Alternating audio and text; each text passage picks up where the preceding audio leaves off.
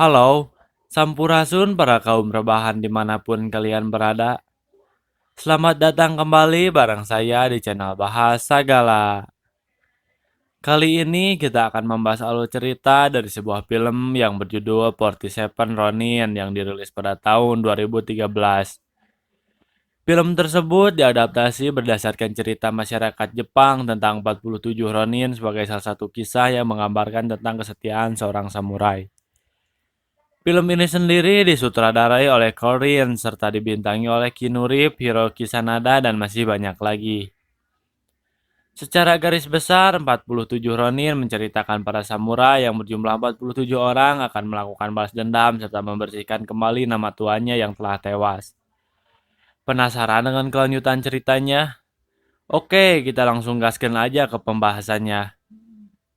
Sebelum lanjut, bagi kalian yang baru datang, saya ucapkan selamat datang dan tidak ada salahnya bantu subscribe channel ini serta nyalakan loncengnya supaya dapat updatean video terbaru dari Bahasa Gala.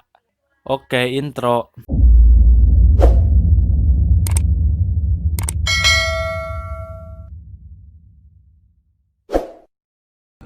A land shrouded in mystery costs.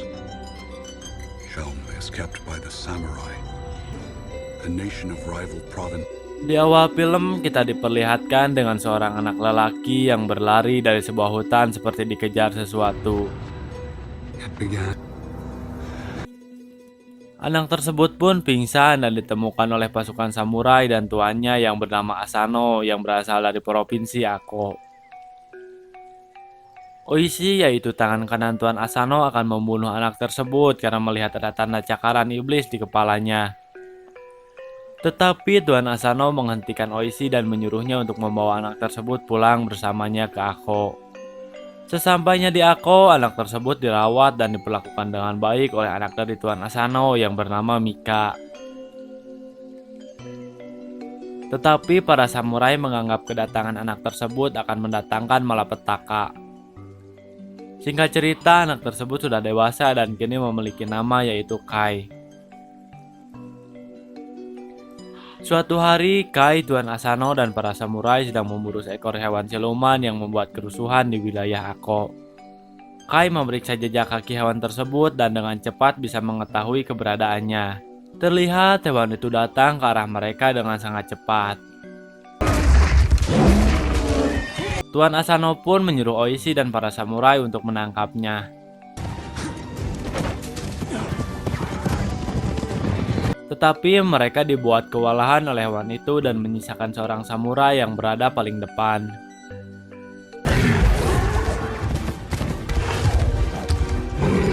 Hewan tersebut akan menghabisinya, tapi beruntung Kai datang tepat waktu dan membunuh hewan itu.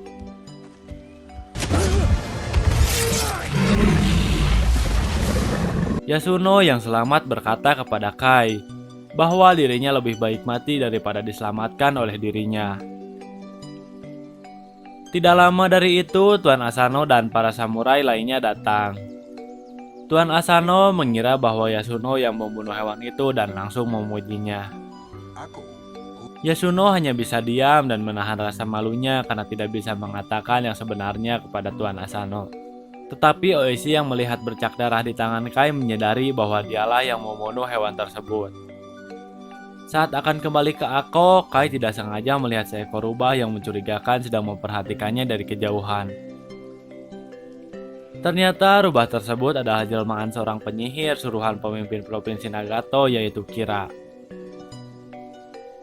Kira sendiri sangat menginginkan menguasai kerajaan Ako dan akan menggunakan berbagai cara untuk menampatkannya, termasuk mengirim hewan siluman tadi untuk membunuh Asano. Setelah kembali dari perburuan tadi, Mika mendatangi Kai untuk memastikan keadaannya. Ternyata selama ini Mika menaruh perasaan terhadap Kai, begitu juga sebaliknya. Tetapi Kai yang sadar dengan kedudukannya tidak berani untuk melangkah lebih jauh terhadap Mika. Di malam harinya, Shogun datang ke Ako dan di sini Kai melihat siluman rubah tadi di antara selir yang datang. Kai pun pergi menemui Oishi dan menceritakan semua yang dia lihat. Sayangnya Oishi tidak mempercayainya dan mengatakan bahwa Kai hanya terhipnotis oleh wanita itu saja. Keesokan harinya, pemimpin Nagato yaitu Kira datang ke Ako dan mengatakan kepada Tuan Asano bahwa dirinya sudah tidak sabar untuk memulai pertandingannya. Di sisi lain, penyihir suruhan Kira mendatangi Yasuno yang menjadi perwakilan dari Ako. Yasuno dibuat tidak sadarkan diri oleh penyihir itu. Chikara dan Kai yang mengetahui hal itu sontak panik karena pertandingan akan segera dimulai. Karena tidak ada pilihan lain, Kai pun berinisiatif menggantikan Yasuno untuk bertanding dengan perwakilan dari Nagato. Karena Kai tidak terlalu pandai menggunakan katana, dia pun harus kewalahan melawan orang tersebut.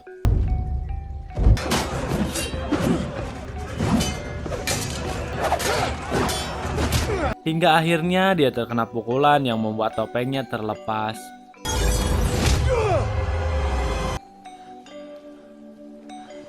Shogun yang mengetahui bahwa Kai bukanlah seorang samurai langsung memerintahkan untuk membunuh Kai saat itu juga.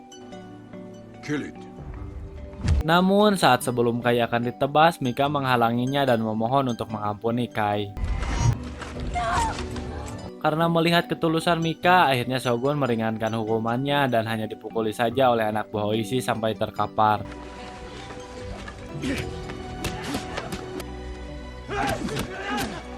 Tetapi di sisi lain, Asuno harus menanggung rasa malu karena perbuatan Mika dan Kai tersebut. Di malam harinya, Kira dan penyihirnya menyusun rencana untuk membunuh Asano.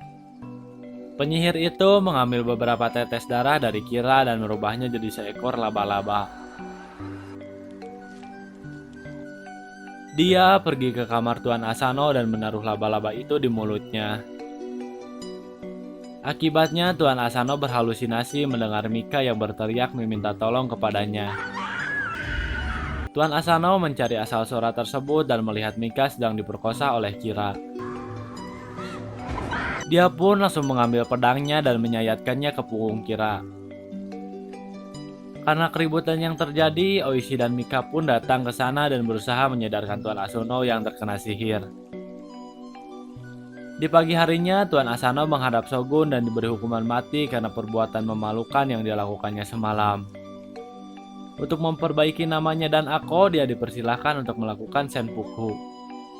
Sebelum melakukan senpuku, Tuan Asano memberi sebuah pesan terakhir kepada Oishi untuk menjaga Ako dan anaknya yaitu Mika.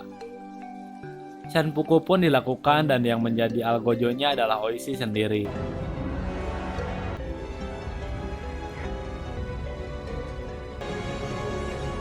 Setelah kepergian Tuan Asano, Shogun pun memberi perintah bahwa Ako akan diserahkan kepada Kira. Selain itu, Mika pun akan dinikahkan dengan Kira setelah masa berkabungnya selesai selama 1 tahun. Sementara itu, para samurai bawahan Tuan Asano dibebas tugaskan dan menjadi ronin serta dilarang untuk melakukan balas dendam terhadap Kira. Dan bagi siapa saja yang melanggarnya akan diganyar hukuman mati dan dianggap sebagai pemberontak. Tidak puas dengan keputusan Shogun, Kira pun mengusir para ronin dari Ako dan menjual Kai sebagai budak.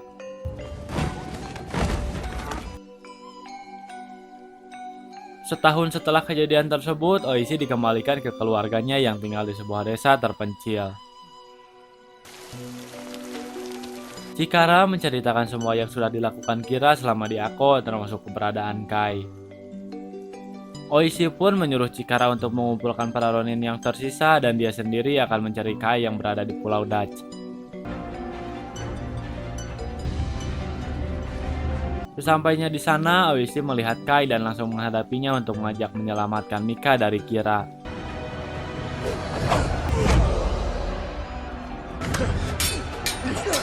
Kai pun menyetujuinya dan mereka kabur dari tempat tersebut bersama-sama.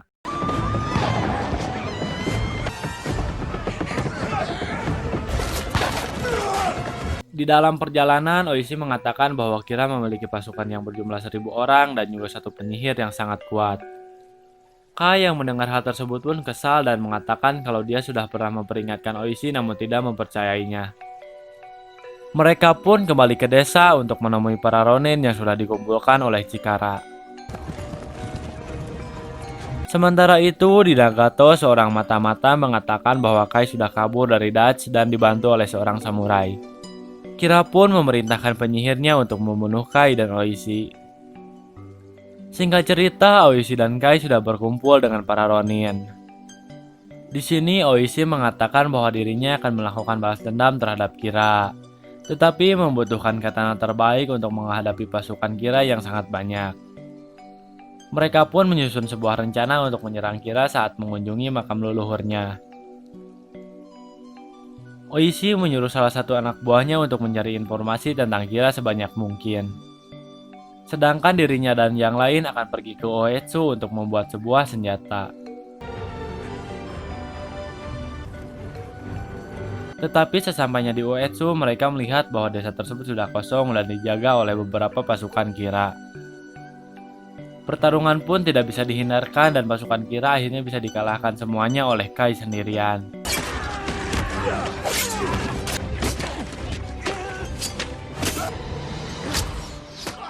Di malam hari, Kai mengatakan kepada Oishi bahwa mereka bisa mendapatkan katana dari hutan Tengu, yaitu hutan terlarang dan asal dari Kai. Di sisi lain, anak buah Oishi yang bertugas mencari informasi tentang Kira malah terhipnotis oleh si penyihir dan diberi informasi palsu olehnya. Keesokan harinya, Kai, Oishi, dan yang lainnya pergi ke hutan Tengu untuk mendapatkan katana yang diceritakan oleh Kai semalam. Sebelum masuk ke dalam gua, Kai meminta yang lainnya untuk berjaga di luar dan hanya dirinya dan Oishi lah yang boleh masuk. Kemudian Kai memperingatkan Oishi untuk tidak menghunuskan pedangnya apapun yang terjadi di dalam. Jika tidak, maka dia dan Ronin lainnya akan mati. Oishi pun disuruh menunggu di aula utama, sedangkan Kai akan pergi menemui pemimpin penunggu tersebut. Kai pun berbincang dengan pemimpin tersebut yang tidak lain adalah gurunya. Di sini gurunya tersebut memperingatkan Kai bahwa sudah banyak yang mencoba mendapatkan katana tersebut tetapi berakhir tragis. Di sisi lain, tiba-tiba para Ronin yang menunggu di luar masuk ke dalam gua. Para penunggu di sana pun langsung terbangun dan membantai mereka satu persatu.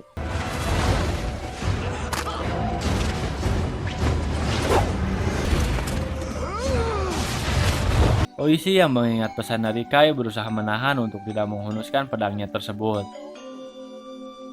Ternyata itu hanyalah sebuah ilusi untuk menguji Oishi sebelum mendapatkan katana tersebut. Di perjalanan pulang, seorang Ronin bertanya, apa keistimewaan katana tersebut? Kai pun menjawab, tergantung siapa yang menggunakannya.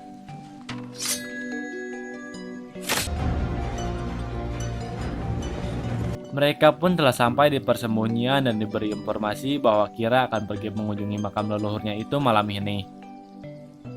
Oishi pun menyuruh anak buahnya untuk segera melakukan persiapan penyerangan. Di sini Chikara ingin ikut dalam penyerangan tersebut tetapi dilarang oleh Oishi. Sementara itu di Nagato, Kira sedang bersiap untuk pergi ke makam leluhurnya. Di malam hari, Oishi dan para Ronin mulai melakukan rencana mereka dan mengendap-ngendap ke makam tersebut. Tetapi saat mendekat ternyata itu bukanlah Kira, melainkan penyihirnya yang sudah menghipnotis dan memberikan informasi palsu kepada anak buah Oishi tadi. Mereka pun terkena jebakan dan menjadi sasaran empuk pasukan Kira. Akibatnya para Ronin banyak yang berguguran di sana dan Oishi menyuruh mereka untuk mundur.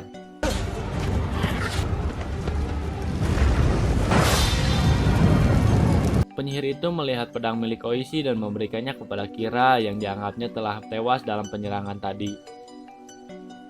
Tidak hanya itu, dia pun pergi ke kamar Mika dan memprovokasinya untuk melakukan bunuh diri karena tidak ada harapan lagi. Oishi dan para Ronin yang tersisa kembali ke persembunyiannya dan di sini dia sangat merasa putus asa serta menyesal atas perbuatannya. Tetapi Kai memberi nasihat kepada Oishi bahwa ini belum berakhir dan menjadi kesempatan yang bagus karena Kira telah menganggap mereka semua sudah mati. Di pagi harinya terlihat iring-iringan penghibur yang akan tampil di pernikahan Kira dan Mika. Di sini mereka berencana untuk menyamar sebagai penghibur itu untuk masuk ke dalam acara pernikahan Kira dan Mika. Sebelum melakukan penyerangan, Oishi membuat sebuah deklarasi yang dicap dengan darah yang berisi tentang apa yang akan mereka lakukan saat ini. Dan para Ronin yang tersisa hanya 47 orang pun menyetujui deklarasi itu dan mengecapnya dengan darah mereka. We are 47 now. Malam harinya mereka pun pergi menuju istana Kira. Setelah berhasil melewati pemeriksaan para penjaga gerbang, akhirnya para Ronin bisa masuk dengan aman tanpa diketahui. Saat Kira menikmati pertunjukan, para Ronin satu persatu mulai membantai penjaga istana.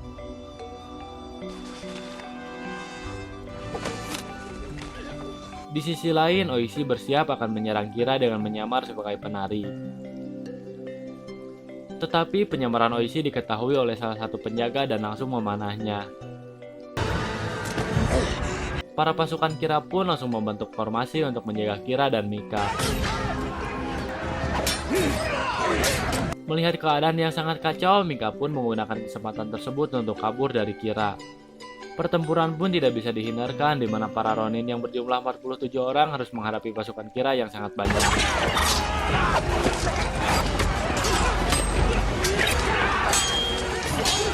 Akhirnya Kai berhasil menemukan Mika, tetapi tiba-tiba penyihir itu datang dan langsung bertarung dengannya. Penyihir itu meremehkan Kai dan langsung berubah menjadi sosok naga putih yang sangat besar.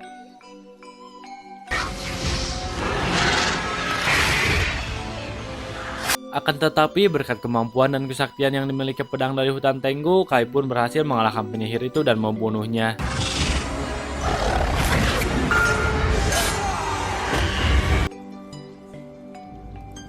Di waktu yang sama, Oishi bertarung dengan Kira untuk membalaskan dendam Tuan Asano.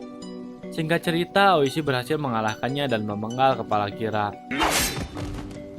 Oishi pun mengambil kepalanya dan menghentikan pertarungan. Mereka pun berhasil melakukan misi balas dendam dan kembali pulang ke Ako. Keesokan harinya, mereka didatangi oleh Shogun dan diberi hukuman mati karena telah melanggar perintahnya. Di sini, Oishi meminta untuk dia dan anak buahnya mati dengan cara terhormat melalui senpuku. Shogun pun menerima permintaan Oishi dan mereka akan dikuburkan di sisi makam tuannya sebagai penghormatan. Di malam harinya, Kai berpamitan kepada Mika sebelum melakukan senpuku. Pagi hari pun datang dan mereka mulai melakukan senpuku di hadapan Shogun. Mereka pun mati dengan terhormat tanpa penyesalan sedikit pun. Film pun berakhir. Itu dia alur cerita dari film 47 Ronin.